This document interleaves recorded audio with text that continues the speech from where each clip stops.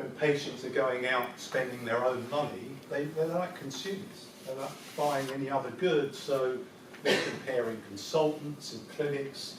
They're making multiple comparisons. When they go to their GP and they say, I want a private referral, the GP will often give them a choice and say, well, here's 2 or 3 consultants. Tell my secretary tomorrow who you want the referral letter to go through. So the patient is choosing which consultant they want to go to. So they're making choices in how they're doing this. Well, we know they're going on the internet, they're shopping for healthcare the way they do for other stuff. Not necessarily in the same way, but they're going online. Let's take a few examples of what's going on online in primary care.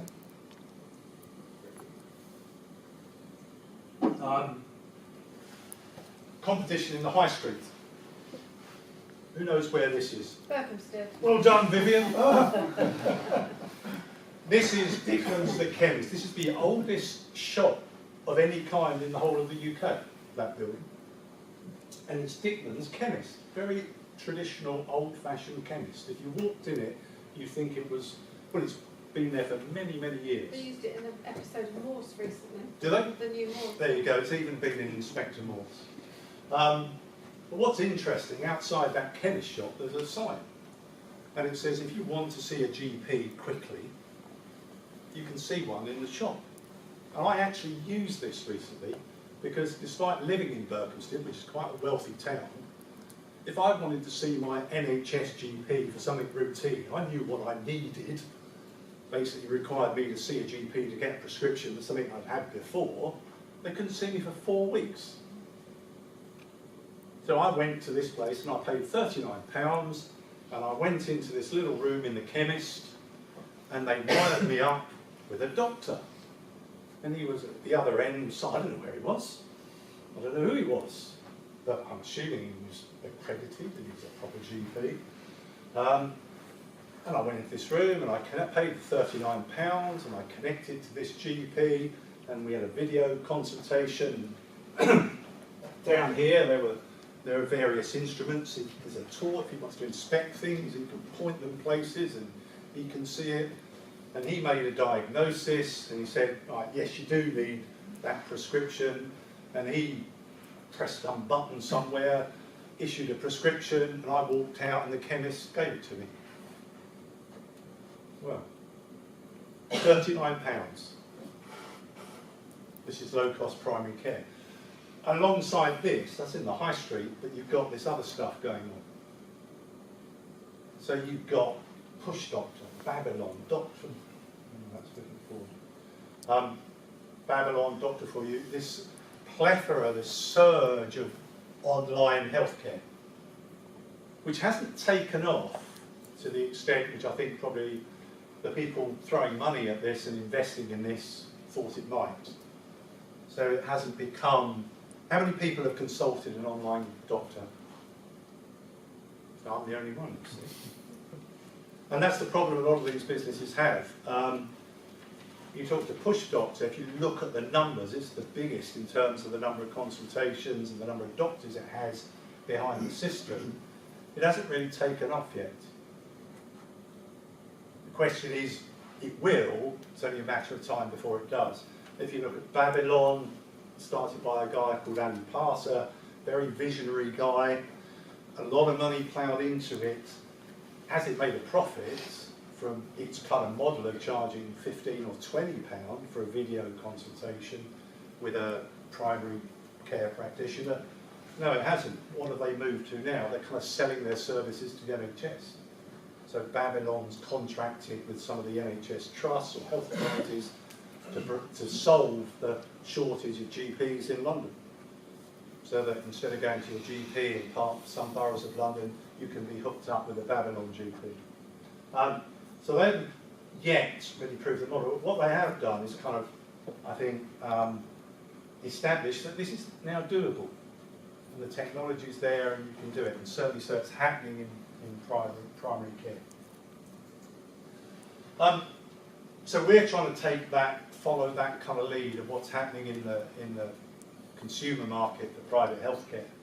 And what we've been looking at is how we can provide that kind of technology to our customers. We have a lot of consultants, clinics, and hospitals around London and around the UK that don't have this technology or are dabbling in it. And what we've done is look for a partner that we can work with, that we think has got the best approach to this, that enable us to deliver things initially through our harleystreet.com site. We'll extend it to our national private healthcare site, but enabling our clients to provide both second opinions online securely and video consultations. So our partner is Trustedoctor. Howard, just briefly, Lukasz is going to take us through how this works. So here we have our harleystreet.com portal. Here we have a specialist, this is Nick Clown, who's a cancer specialist, oncologist in Harley Street. The site offers either a video consultation or a second opinion, so the patient can choose what it is they want. They go onto Nick Plowman's page, and this is now available for all of our clients. It's not pointing anymore. Battery out. And then they can decide how they want to interact with that specialist. So they can say, right, I want a face-to-face consultation, I'll make an inquiry for that. I'd like to book a video consultation, get a second opinion, or just send an inquiry in. How it works, Lucas will go into this in more detail, but very simply, patient comes onto the site through harleystreet.com, finds a specialist, requests a virtual consultation or second opinion. The doctor then looks at that, and the patient will have uploaded their request, their medical records, scans, anything they want to upload related to that opinion. And the doctor says, right, if it's a video consult, I can offer you this time, this date, or I'm going to review your medical records, and we'll talk about pricing later, but can adjust the price of this. Patient then accepts and then pays. And the money goes to Lukasz over here. The doctor delivers the virtual consultation or second opinion, and then Lukasz will pay him, I trust. Good. So I'm going to let Lukasz take you through this. I'm not going to attempt to pronounce his surname. Now he says that he was the head boy, correct? At Royal Wolverhampton School, and the headmaster could never pronounce his surname, so I'm not even going to attempt to. But Lukasz, apart from being the former head boy at Royal Wolverhampton, is also the co-founder and Trustedoctor. Correct. So Lukasz. Thank you very much.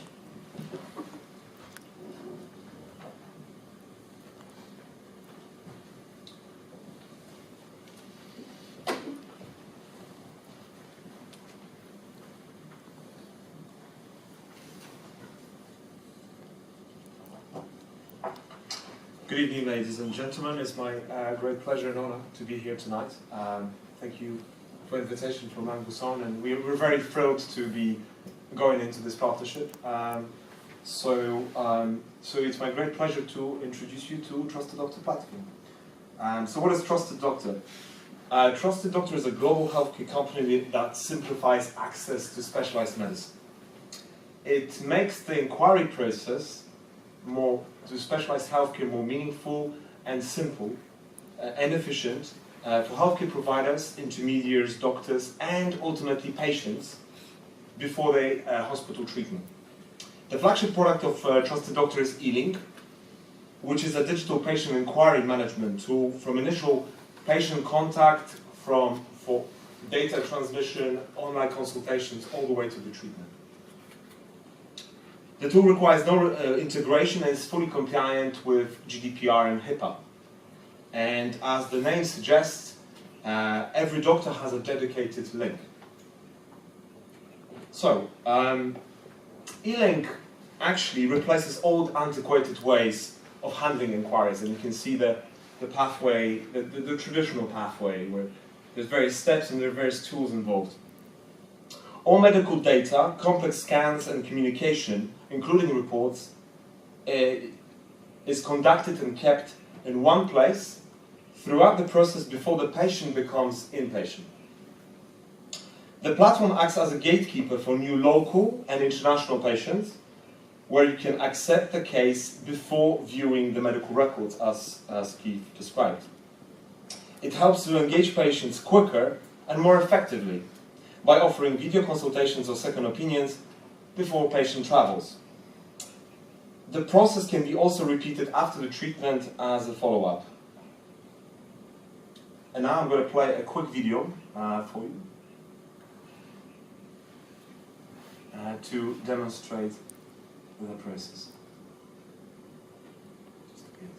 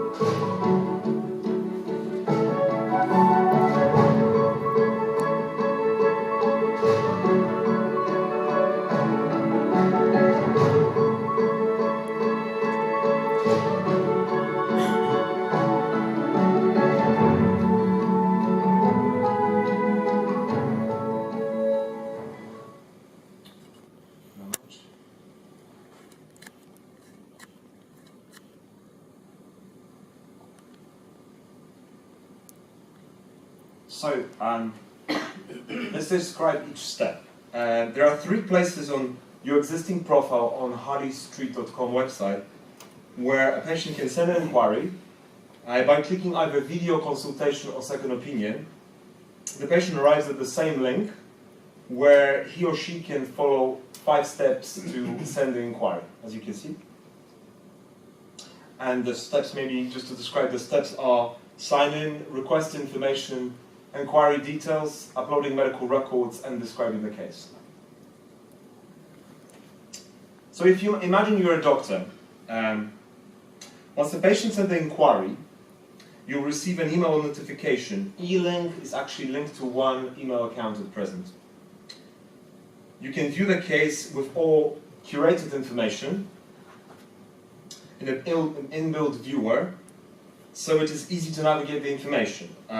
You or your secretary accepts the case, provides a time slot, and adjusts the price before the patient is notified by email to book the available slot. Then in the point of booking, the patient makes the payment, as Keith described before. At the time of the consultation, your request appointment link turns into a video room. You have a video consultation, and once you finish the video consultation, you provide a report, and then we might wire the money to you. So there are a number of benefits for E-Link Doctor. First, the process is structured, so you save your time in managing the case. Secondly, you gain additional revenue from engagements. And according to research, 79% of patients are more likely to select a provider for a treatment who offers them digital interaction. And from our data, 81% of all inquiries turn into online consultations. And we've also noted the split of patients is 40% local, which is within the same country, and 60% international. So online consultations are not just for international patients from afar, they could be within the same country, so within the UK. So people from across the UK trying to get access doctors in London. Actually, so the process is more effective because you engage quicker and you can consult in flexible hours. And we see doctors consulting on Saturdays, Sundays, wherever they're available. And also, we believe there is a wave of consumerization, as Keith mentioned, and doctors and patients are becoming consumers. They require extra level of service, and they require the speed of service and the attention to details. They like the personalized healthcare. So that's why we think this is an incredibly important time to address that.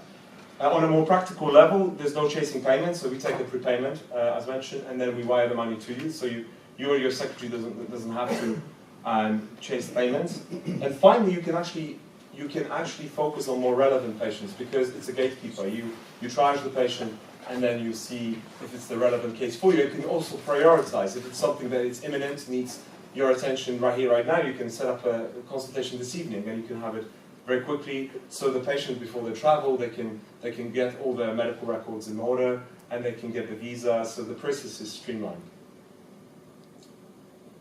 We believe healthcare is global and is here to stay. It's a way that it's just the beginning, and this is the footprint of our patients. And in the last 15 months, we had patients from 63 countries, and not just from Middle East, not just from China, but all across. So that consumerization of healthcare is happening.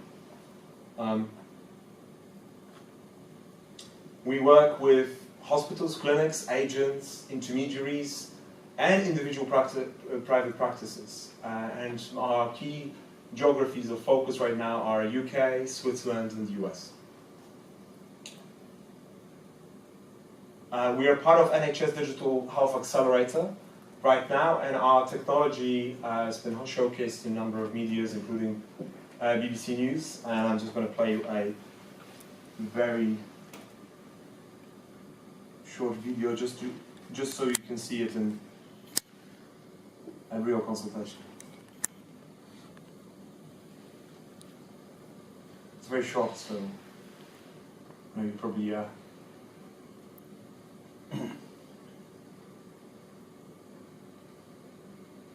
with a patient with a brain tumour sitting above the Arctic Circle who had a surgery in Switzerland and discuss MRI scans that were actually performed in Germany, and discuss it with me to get a second opinion in order to make sure that she's got the best treatment. Thank you. And we've been trialing our platform across 7 countries, and this is some of our testimonials. But before I go into that, the important thing, the pricing model, basically we believe the video consultation should reflect your time as a physical consultation. And so there's your rate, we add on top operational margin, and we also take transaction fees. And like Keith mentioned, you can adjust the price. And here are some of the testimonials from our initial key opinion leaders that tested the platform. We started in cancer, but now we can actually, we've rolled out our service across all the specialties.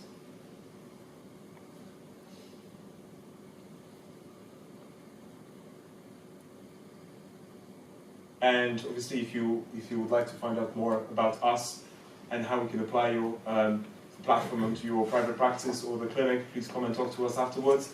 One thing to point out, our Chief Medical Officer, Professor Philip Schucht, is with us tonight. Philip? Good evening.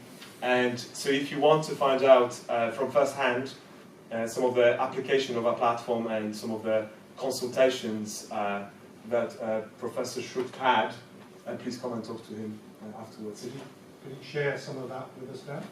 Yeah. Are you happy to share your experience? I'm actually guilty, but I mentioned to some of your recent experiences. Maybe if you could talk to us about 1 or 2 cases.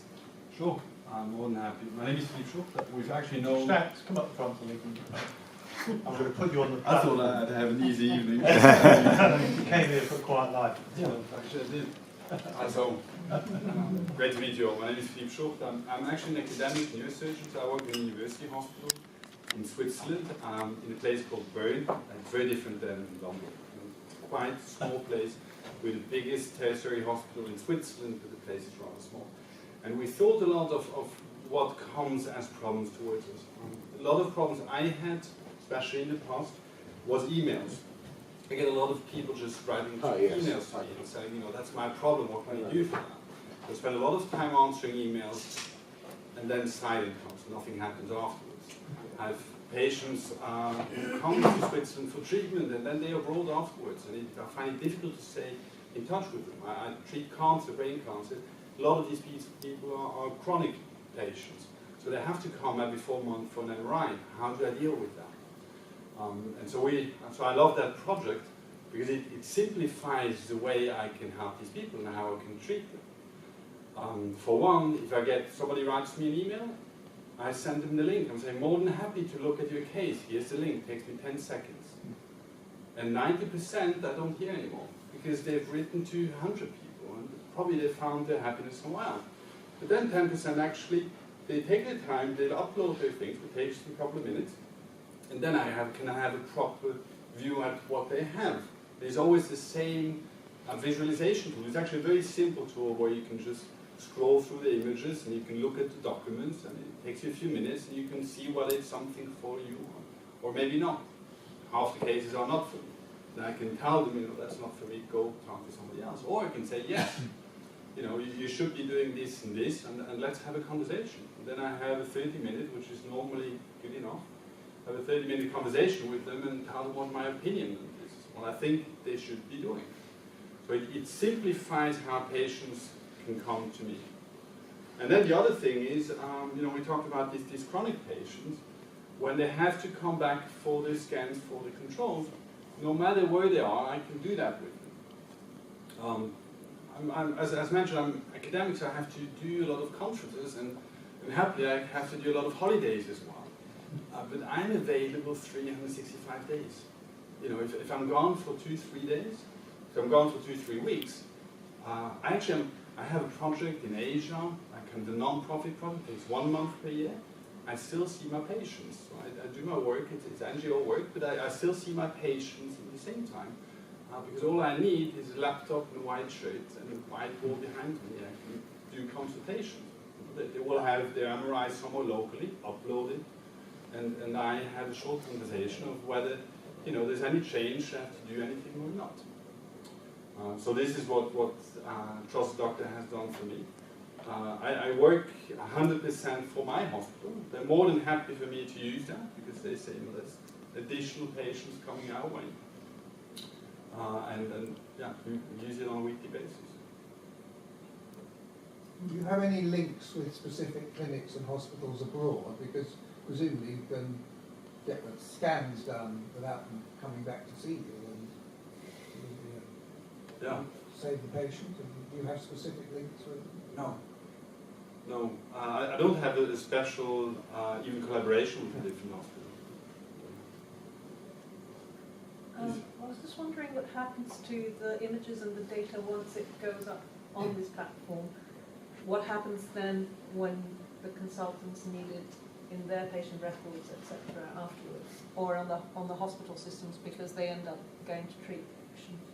Yes, so in the current scenarios, obviously, we can integrate into hospitals. Right now, we're working with various hospitals. We can integrate into their packs, their systems. But right now, you can actually very quickly download the records into your packs. So that's a click of a button in the viewer that you saw in the black viewer. There is the option of just downloading the records. But obviously, the patient needs to give you the consent for you to have those records, so you can download them. Which was actually nice for something for us as well, that, you know, when patient tries to contact us, we use this kind of as DHL. This gives you all the data, and then you can just download it onto your computer, onto your packs, whatever you have. You have packs here, right? Yeah, I think I suppose every country is quite different, but here, because the consultants work independently, whilst they obviously access packs, they're not necessarily employed or on a hospital system when they're doing the consultation, so they're not, you know, in a particular clinic. So, I mean, in my particular case, my consultants work from 5 different hospitals, and perhaps 3 different PAC systems.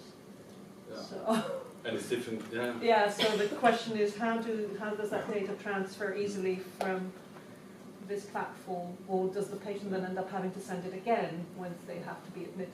So, No, so you can actually, so basically, the whole idea is everything is in one place, and the doctor has got all the cases there with all the medical records at the fingerprints, so at the sort of click on the button. So in our idea, and we see this many times, the doctors, whichever clinics or the hospital they executing the treatment, that's where they will decide where to download those files, if you like.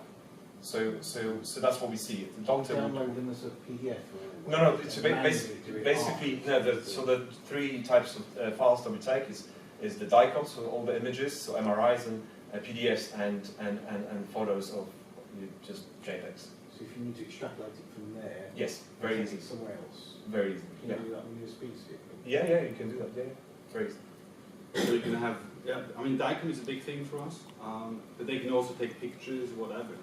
It's really just drag and drop. Normally they go see the radiologist or whoever has their data, and they ask for a DVD and then or USB, and then just drag and drop it on the website. They don't have to, create folders. This is my MRI of then. They just drag and drop. It takes them 2 minutes. I think anything else wouldn't work probably. And we can just download it on the other side.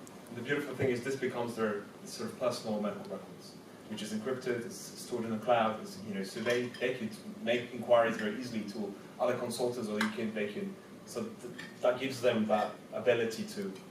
Yeah. Yes, please. I apologise if you mentioned this at the beginning, but how do you advertise the service? So, like, I've never heard of this before. How would someone know about it? Yes. To then find a particular doctor, to then make contact with them. How does that work? Fantastic question. So basically we're fully B2B focused. So we work with providers. So they will find from providers. So in this context, the patients will find it from harleystreet.com website. And so we provide technology for doctors to execute, and we don't get involved in sort of in marketing this service. And we work with providers. So either in a hospital or a clinic or intermediary or a website with listing of doctors. So that's where we work. So hang on, so you're sort of like embedded in a Yes. harleystreet.com Correct, yeah. website. So if you actually click on any doctors right now, you can, as described in the demo, you will go straight into our embedded link. So Professor, you're working in Switzerland, but you're still doing harleystreet.com, is that right? I don't do anything with harleystreet.com. I'm 100% Professor of Neurosurgery in Switzerland, that's why I'm also, I've been invited for a program at Harvard at some point, and I met the other people who did this platform. And so I kind of joined as a medical person and trying to explain what are the problems that we have every day, and they come up with the solutions. But I'm not on the payroll or anything. I just advise them on medical questions, or more actually, I advise them on medical problems. Is the consultation itself recorded and saved or not? So right now it isn't, because so you have all the records and you have the second opinion report. In terms of the video consultation is not recorded, we are looking to do this, particularly for like knee MDTs, because in this scenario you can technically invite another doctor to the call, and we see the need for recording those. Some of the doctors don't like to be recorded, so there will be, going forward, there will be option, there will be functionality, but it will be optional. So It doesn't happen at the moment. It doesn't It's happen. not happening at the moment. no, it's not. And I find it an interesting topic. My first thought was, yeah, great, we can record all of that, but I'm actually not sure if that is something we should be doing. I don't know, what's your opinion on that? I don't know. I have mixed feelings, Yeah. but I think it could be advantageous. I think some doctors aren't going to like it, some patients aren't going to like it. On the other hand, if it's possible to do, we have a medical, legal, perfect record of a consultation. So I think you can see from a patient's point of view, I find this quite useful, because the problem, you go and see a consultant, you go and see a doctor, and I remember 20% of what he said to me. And if you could play back the video consultation from the patient's point of view, Or it's his probably a relatives positive. could have a look at it as well. Yeah. patients ever record your face-to-face consultations? Patient ever come in and said, can I record what you say?